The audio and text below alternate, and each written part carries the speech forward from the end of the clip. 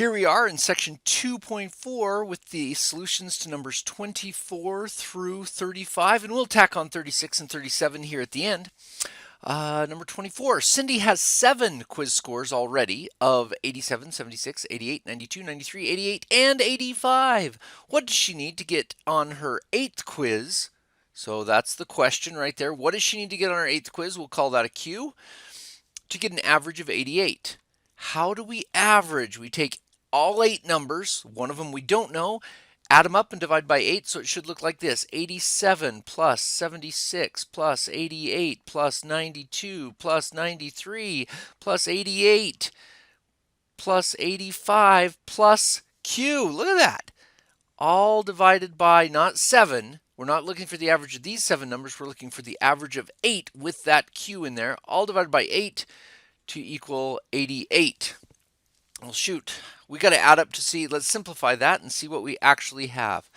We have 87 plus 76 plus 88 plus 92 plus 93 plus 88 plus 85. So we already have this many points, 609. So we have 609 over 8 to equal 88. Oh, plus a Q. Ha, forgot that little guy. Okay, 609 points already, plus this other quiz score, all divided by 8 to equal 88. How do we get rid of that fraction? We times both sides by 8. There we go. And so we get 609 plus Q equals 8 times 88. Make sure we don't mess up on that one. That equals 704. So we're actually trying to get 704 total points. And some of you could think through that and see that, oh, if we need to average 88 on 8 quizzes, that timesing it, we need 704 points. And that's exactly what this equation gives to us. So subtract 609 from both sides and we get that Q is a 95. She needs 95 on her next quiz to take her average up to 88. Good. Number 25, direct translation with percents. 18 is what percent of 58? And we can solve for this, no problem. Divide by 58, divide by 58, and we get x equals 18 divided by 58. Let's punch that in. And we get 31.03, 31%. Good deal. Number 26. What, that's an x, is 87%, that's 0.87 in math, of, that's times, 54. Hey, this equation doesn't even require solving. We don't have to undo anything. Like this, we had to undo the times by 58. Here, we just have 87% of 54. This is a question that would have happened back in chapter 1. So 0.87 times 54, enter. And that's 46.98. Almost 47 if it were rounded. All right, the next one, number 27. 34 is 0.56 of what? That's times x. Can we solve this for x? Sure we can. Divide by 0.56. Divide by 0.56. And we get x equals, punch that in, 34 divided by 0.56. Now notice we're dividing by a decimal that is smaller than 1. And so this number will actually be larger than 34. Yeah, 60.7. All right, and number 28. 119 is 8%. Now that's 0.08. 8% is not 0.8. That would be 80%. So 0.08 of what? And there's our x. And so 27 and 28 are kind of the exact same type of problem. Divide by 0.08 to get x by itself. And that x then equals, punch that in, 119 divided by 0.08. And we get, wow, 1,487.5, 1487.5. Excellent. And yeah, if you 119, it would have to be a huge number to only be 8% of it. All right, number 29. 23 is what percent, that's our x, of 74. So times 74. Can we solve for x? Yes, we're going to divide by 74. Divide by 74. And our answer is going to be a decimal that we need to turn into a percent. So we get x equals 23 divided by 74. And that is 0.31. Ooh, that rounds to a 1. 31.1%. Hey, that's almost the same thing we had up there at 25. Fascinating. All right, number 30. The original price was $92.56. The tax is 7.3%. So what's the final price? Notice that we have the original and the tax rate, and we're going to find the final. This is not a backward percent problem. This is a forward one. This is where we're taking 92.56 and we're timesing it by 0.073.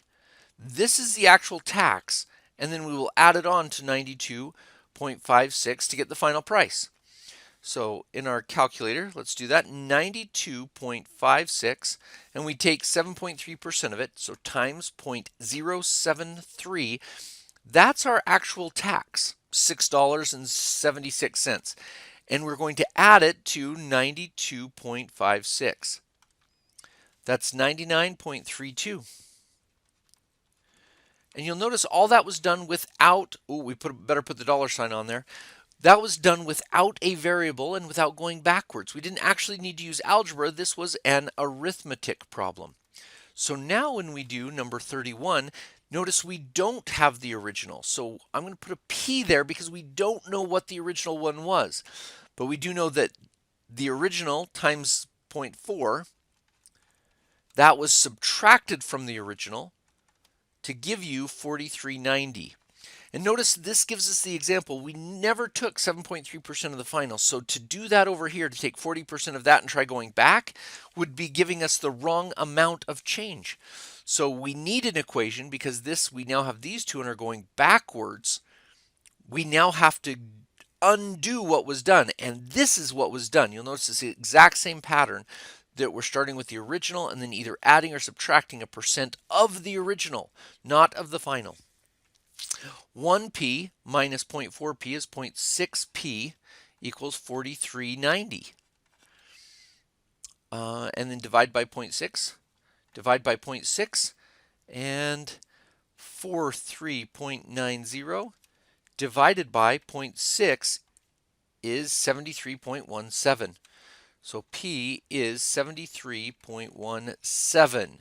That was the original price, and then a 40% discount would take it down to 43.90. Number 32. Similar to number 31, you'll notice that this one, we don't have the original price, so we have to go backwards. That means we need a variable, and we're going to use algebra here. The original price, a tax is added on, plus 5% of the original price equals the final, 237.50. This is a 1, so that's 1.05p equals 237.50. Divide by 1.05, divide by 1.05, and then calculator, 237.5 divided by 1.05, and that is 226.19. So the original price was 226.19. There we go. And some of you may wonder why we can't take 5% of that and go down. Isn't that going backwards? And the problem is that 5% of this number and 5% of the final number are not the same amount. So you have to account that it's 5% of the original number. So 5% of this would give us a different answer. Okay, next one, number 33. Original price is given. We don't have to use algebra. This is an arithmetic problem. We're taking these two and going forward to achieve our final price. So we're going to take 0.3, that's 30% of 58.50. Oh, shoot. We got to put a dollar sign over there. Yeah, don't forget your label there. Important. Okay, so 30% of 58.50. and it's being subtracted from, that's the discounted off of the original price. So they're taking the original price and they're subtracting 30% of the original price to give us our final price. Calculator, 5850 minus 0.3 times 5850, and we get 4095. Let's double check that I didn't write. Yep, 4095. And then this guy is the final price. Now we could, if you would have stopped right here, just 30% of 5850, looks like it would have been about what, $17.55, I think is what that would have been. That was the discount, subtracted off, and this will give you the final price. All right, number 34. If the population of a town grew 21% up to 15,049, what was the population last year? This is our variable. Notice we're going backwards, so we need a variable. We're going to create an equation, do some algebra here. We're going backwards. So population grew, that's a plus, 21%. Now the 0.21 can't just actually be on its own. This is 20% of something. That's 21% of the original population, which is the exact same thing we did here and what we did here. It's always got to be 5%, 40%, 21% of that original population grew up to, that's equal to 15,049. So if we write that out here, P plus 0.21P, that's 1.21P, equals 15,049. Divide by 1.21, and we get, let me see, 15,049 divided by 1.21. Enter. So the original population was 12,437.2. We don't have 0.2 of a person, so we're going to round to the nearest whole person, 12,437.